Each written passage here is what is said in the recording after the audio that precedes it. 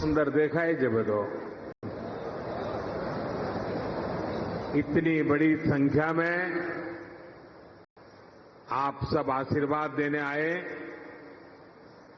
मैं आपका बहुत बहुत आभारी हूं। साथियों, ये कार्यक्रम तो भावनगर में हो रहा है, लेकिन ये कार्यक्रम पूरे हिंदुस्तान का है। आज भावनगर निमित्त है और पूरे भारत में समुद्र से समृद्धि की ओर जाने की हमारी दिशा क्या है,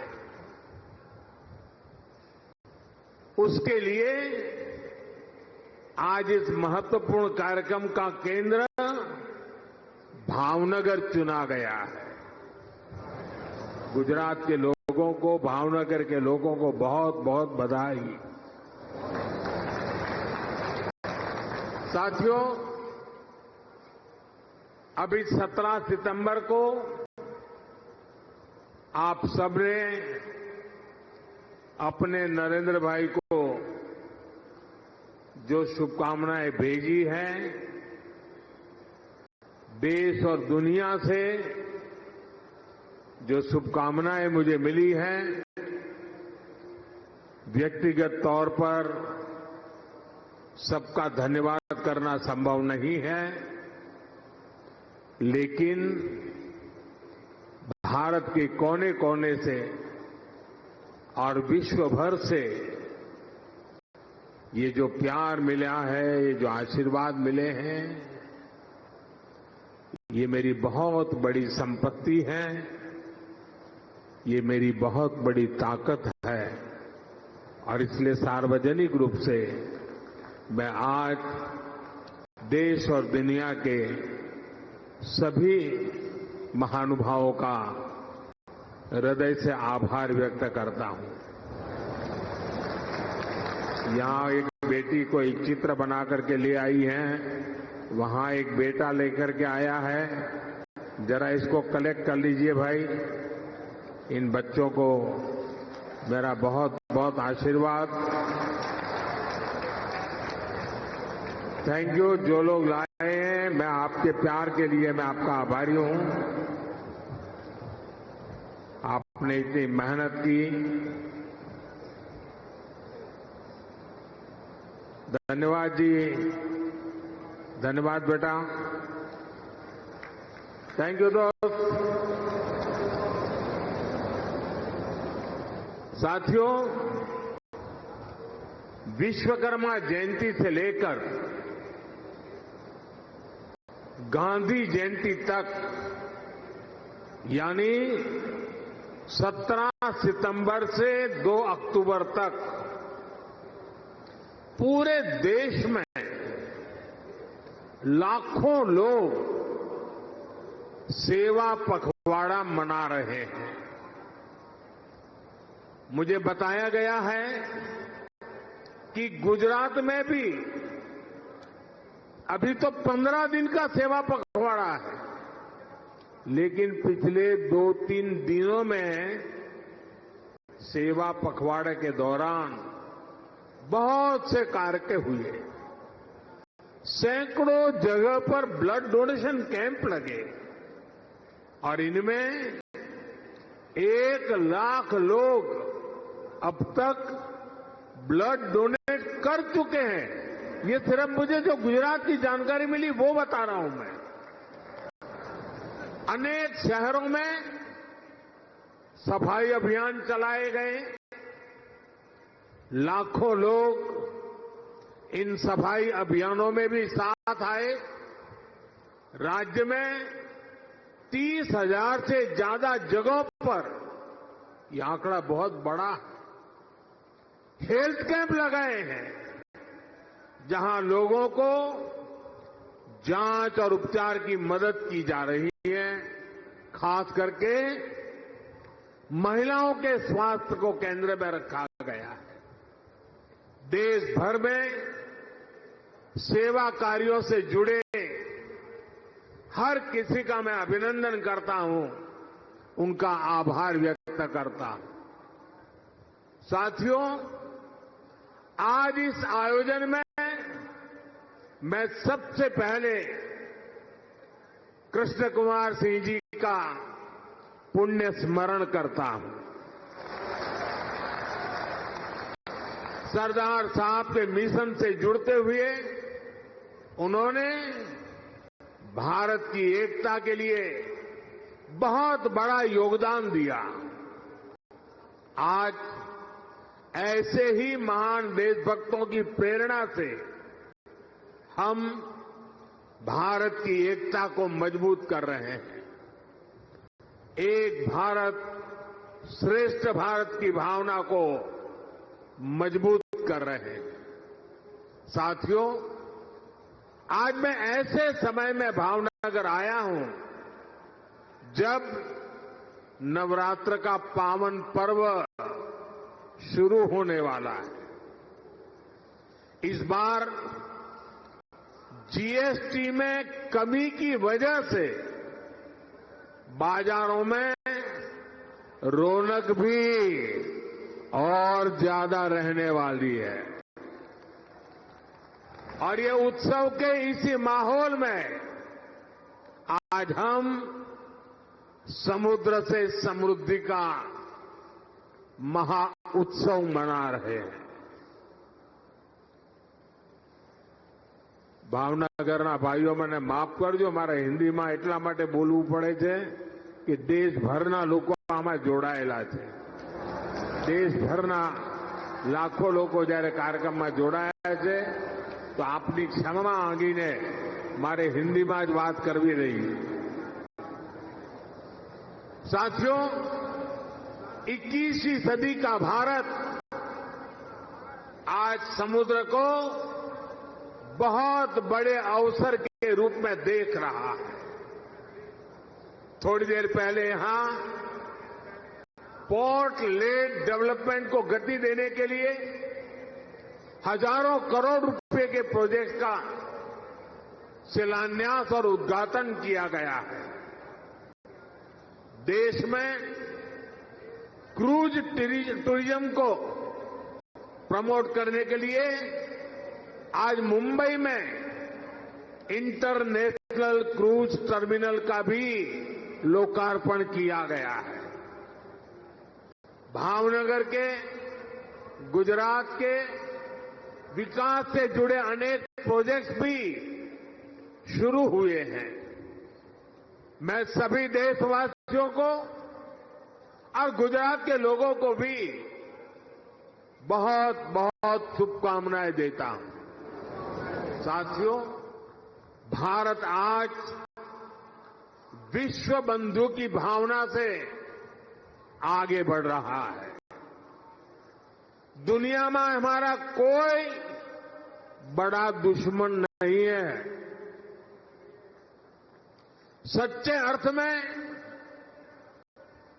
अगर हमारा कोई दुश्मन है तो वो है दूसरे देशों पर हमारी निर्भरता। यही हमारा सबसे बड़ा दुश्मन है और हमें मिलकर भारत के इस दुश्मन को निर्भरता वाले दुश्मन को हराना ही होगा। हमें ये बात हमेशा दोहरानी है,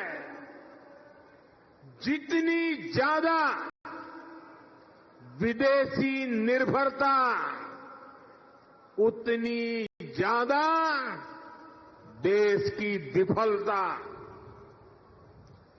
विश्व में शांति, स्थिरता और समृद्धि के लिए दुनिया की सबसे बड़ी आबादी वाले देश को आत्मनिर्भर बनना ही होगा।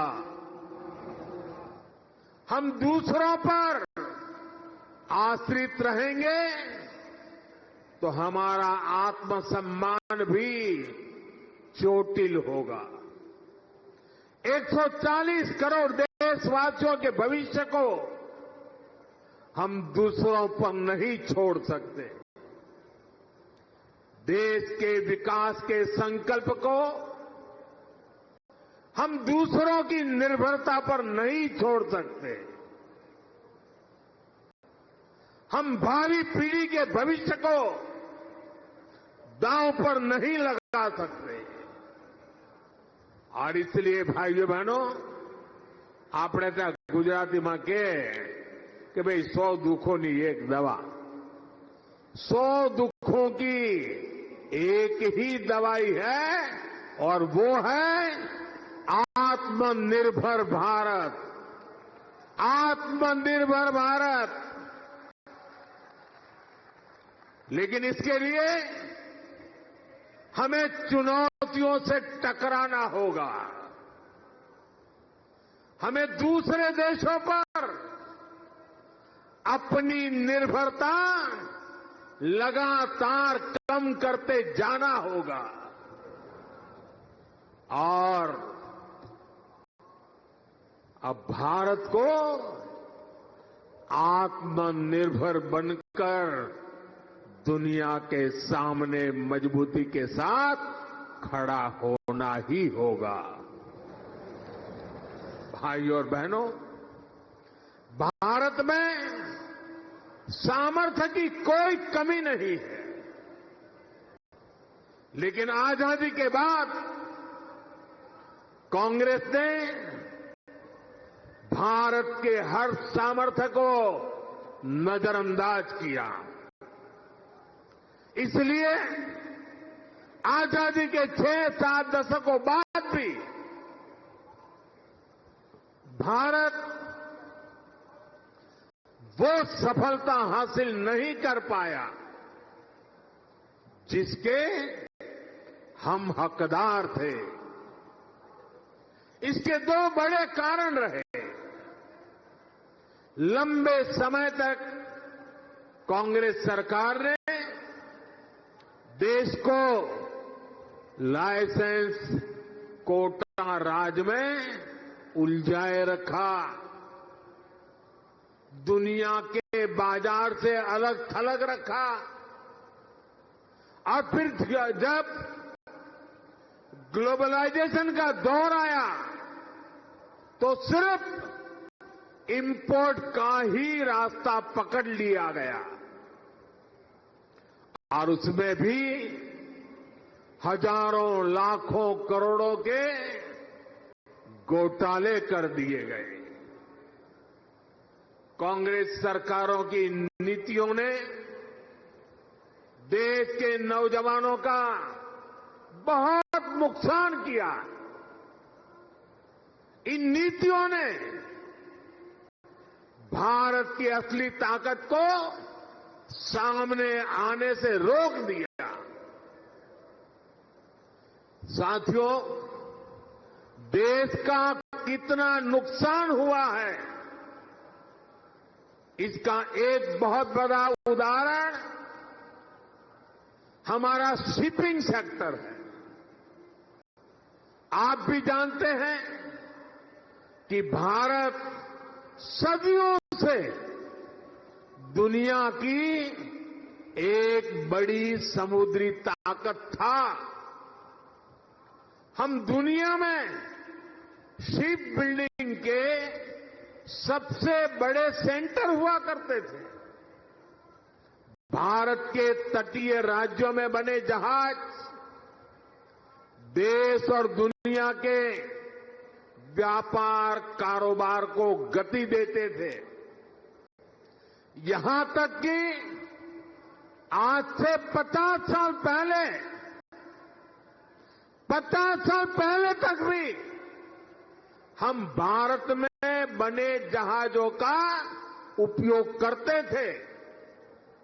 उस दौर में भारत का 40% से अधिक इंपोर्ट एक्सपोर्ट देश में ही बने जहाजों से होता था। लेकिन फिर देश का शिपिंग सेक्टर भी कांग्रेस की कुनीतियों का शिकार हो गया। कांग्रेस ने भारत में जहाज निर्माण पर जोर देने के बजाय विदेशी जहाजों को किराया भाड़ा देना बेहतर समझा। इससे भारत में शिप बिल्डिंग इकोसिस्टम ठप हो गया। विदेशी जहाजों पर निर्भरता ये हमारी मजबूरी बन गया। परिणाम यह हुआ कि 50 साल पहले जहां 40% व्यापार भारतीय जहाजों पर होता था, वो हिस्सा घटकर सिर्फ 5% रह गया। यानी अपने 95% ट्रेड के लिए हम विदेशी जहाजों पर निर्भर हो गए। विदेशी जहाजों पर इस निर्भरता का हमें बहुत बड़ा नुकसान उठाना पड़ा। साथियों, मैं आज देश के सामने कुछ आंकड़े आप सबके सामने रखना चाहता हूं। देशवासी ये जानकर हैरान रह जाएंगे कि आज भारत हर साल करीब $75 बिलियन यानी लगभग 6 लाख करोड़ रुपए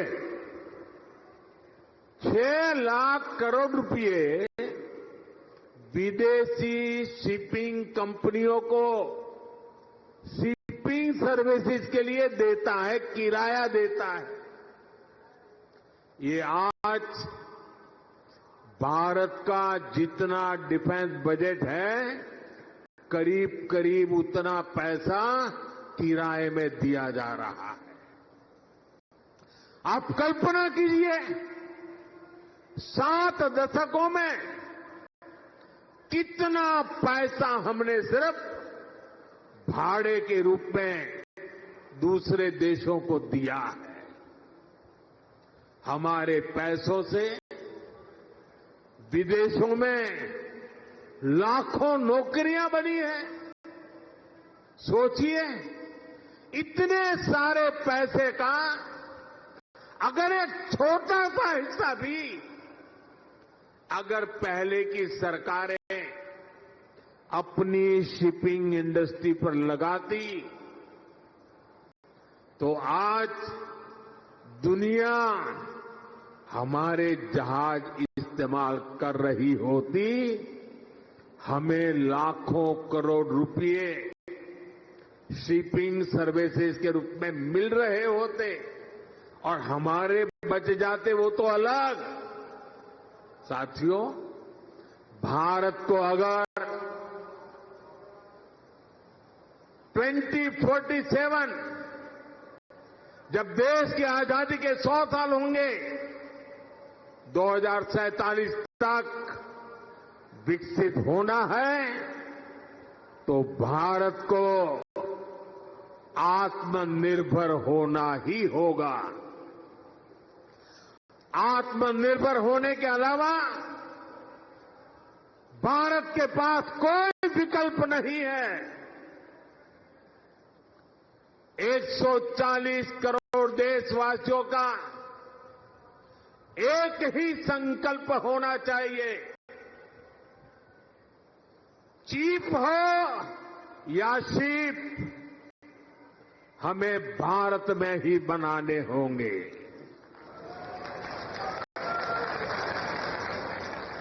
इसी सोच के साथ आज भारत का मैरीटाइम सेक्टर भी नेक्स्ट जनरेशन रिफॉर्म्स करने जा रहा है। आज से देश के हर मेजर पोर्ट को भांति भांति के डॉक्यूमेंट से अलग अलग प्रोसेसेस से मुक्ति मिलेगी। वन नेशन वन डॉक्यूमेंट और one nation one port process अब व्यापार कारोबार को और सरल करने वाली है।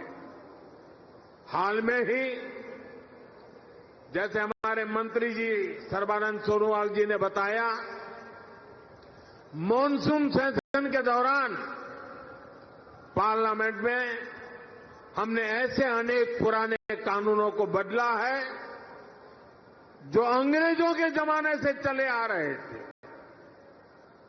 हमने मैरीटाइम सेक्टर में अनेक रिफॉर्म करने का सिलसिला शुरू किया है।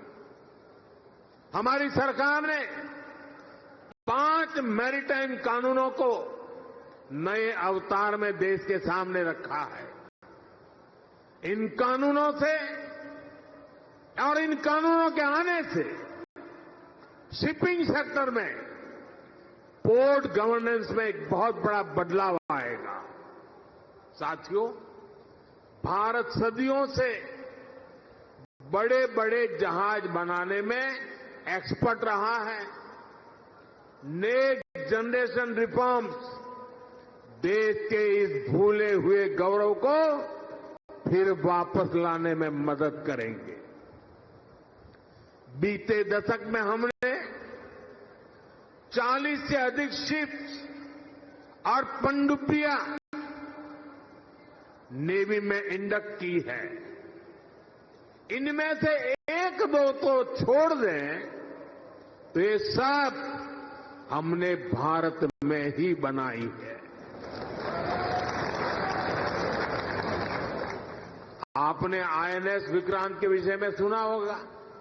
इतना विशाल आईएनएस विक्रांत भी भारत में ही बना है।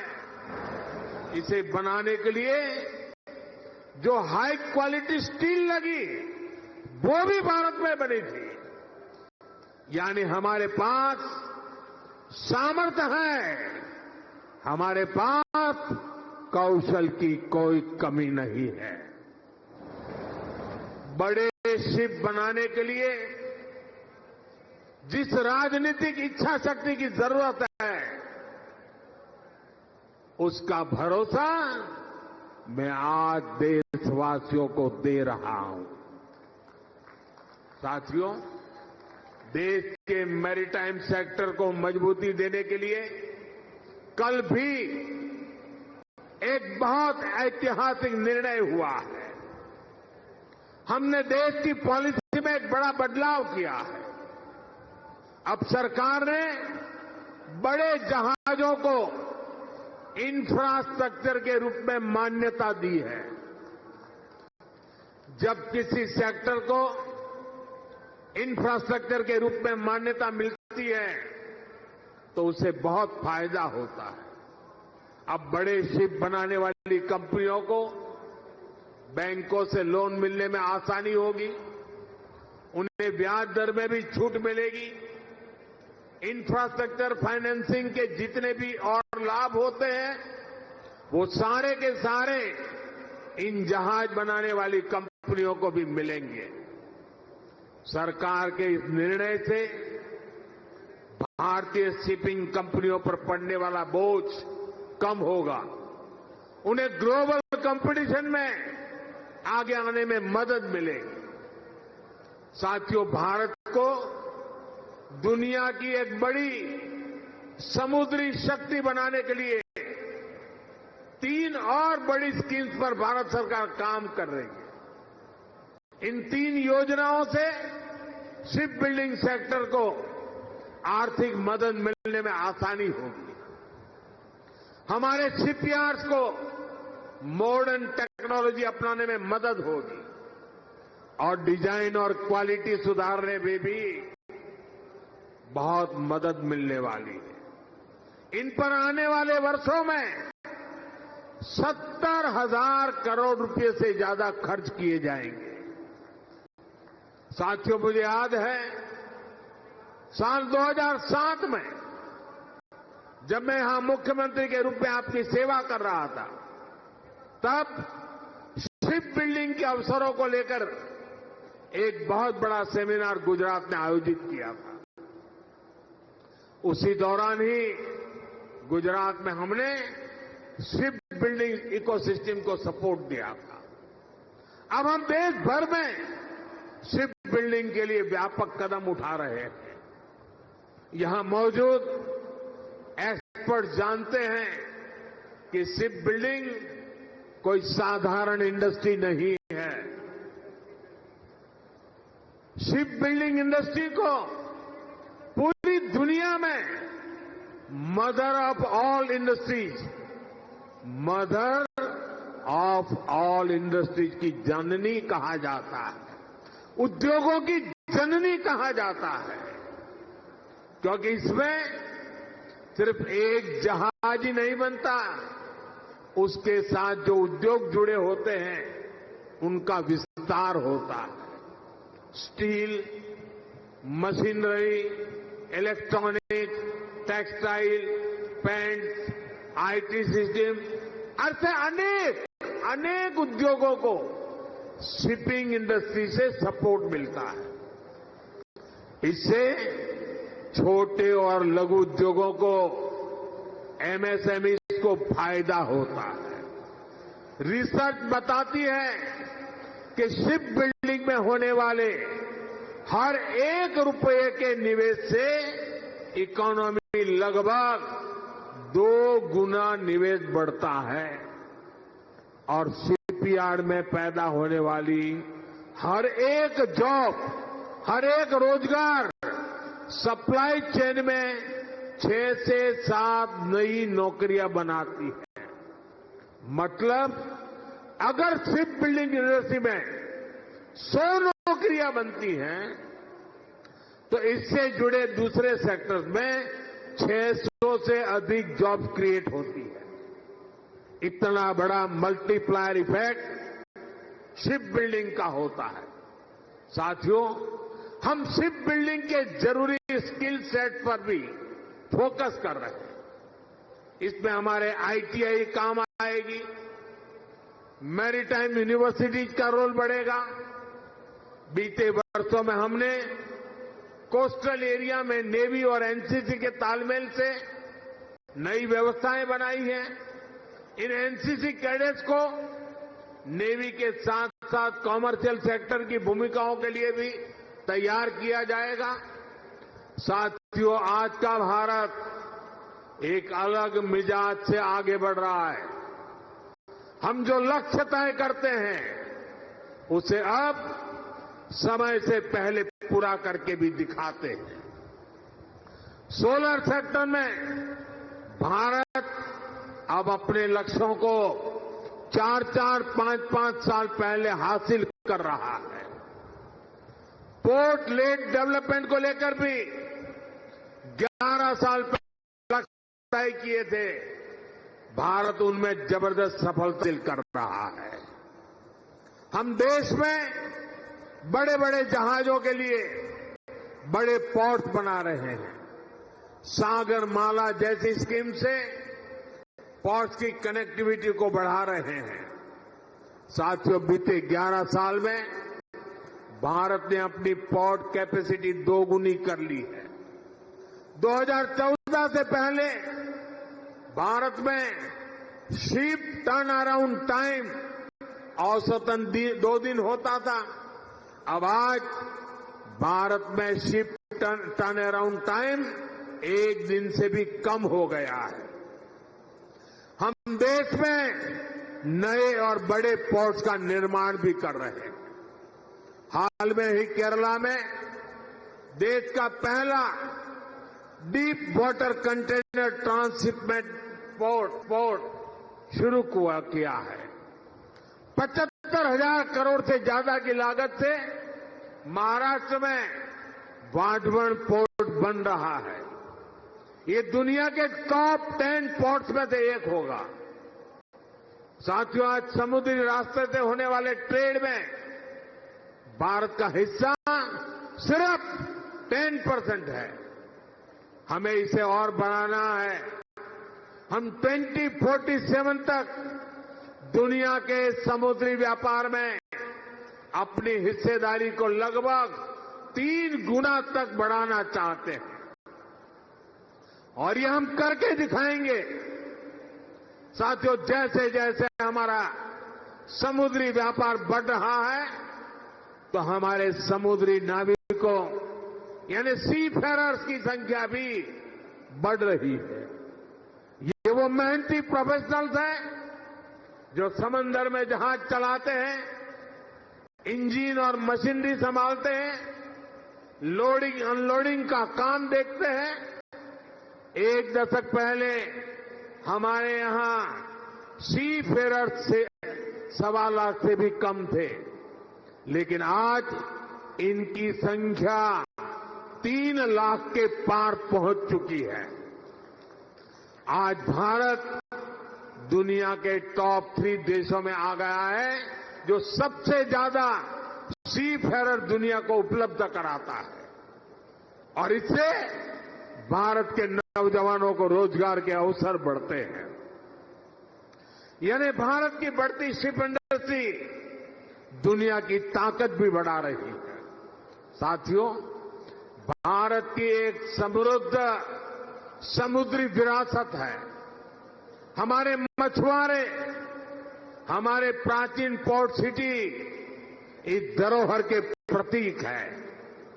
हमारा ये भावनगर, ये सौराष्ट्र इसका एक बहुत बड़ा उदाहरण है। इस विरासत को हमें भविष्य की पीढ़ी तक पहुंचाना है। दुनिया को हमारा सामर्थ्य दिखाना है और इसलिए लोथल में हम एक शानदार मैरीटाइम म्यूजियम बना रहे हैं और ये भी दुनिया का सबसे बड़ा मैरीटाइम म्यूजियम बनेगा। स्टैच्यू ऑफ यूनिटी की तरह भी ये भारत की नई पहचान बनेगा। थोड़ी देर बाद मैं आज वहां भी जा रहा हूं। साथियों, भारत के समुद्री तट भारत की समृद्धि के प्रवेश द्वार बनेंगे और मैं बड़े गर्व के साथ और मैं दूर तक का देख सकता हूं कि भारत के समुद्री तट भारत की समृद्धि के प्रवेश द्वार बनने वाले हैं। मुझे खुशी है कि गुजरात की एक कोस्टलाइन भी एक बार फिर यहां के लिए वरदान बन रही है। आज ये पूरा क्षेत्र देश को पोर्ट लेड डेवलपमेंट का नया रास्ता दिखा रहा है। आज देश में समंदर के रास्ते जितना कार्गो आता है उसका 40% गुजरात के पोर्ट्स हैंडल करते हैं। अब इन पोर्ट्स को डेडिकेटेड फ्रेट कॉरिडोर का भी फायदा मिलने वाला है। इससे देश के दूसरे हिस्सों तक तेजी से सामान पहुंचाना आसान होगा। इससे पोर्ट्स की एफिशिएंसी भी और अधिक बढ़ेगी। साथियों, यहां शिप ब्रेकिंग का भी एक बड़ा इकोसिस्टम बन रहा है। अलंका शिप ब्रेकिंग यार्ड इसका शानदार उदाहरण है।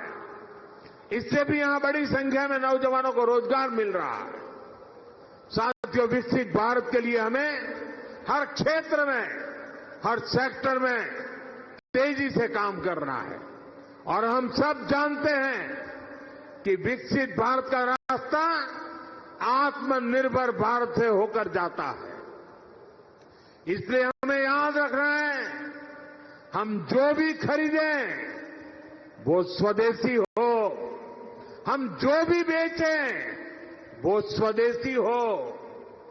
मैं सभी दुकानदार साथियों से कहूंगा, आप अपनी दुकानों पर एक पोस्टर लगाएं जिसमें लिखा हो, गर्व से कहो ये स्वदेशी है।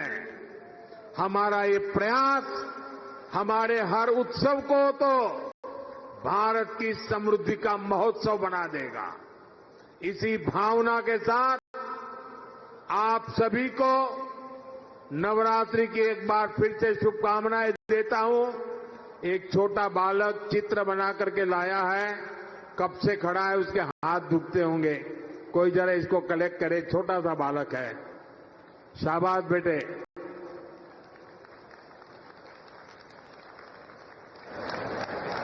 चलो बेटा, तुम्हारा चित्र मिल गया, रोने की जरूरत नहीं बेटा। मिल गया चित्र तुम्हारा मिल गया। अगर तुम्हारा एड्रेस उसमें लिखा होगा तो मैं तुझे जरूर चिट्ठी लिखूंगा।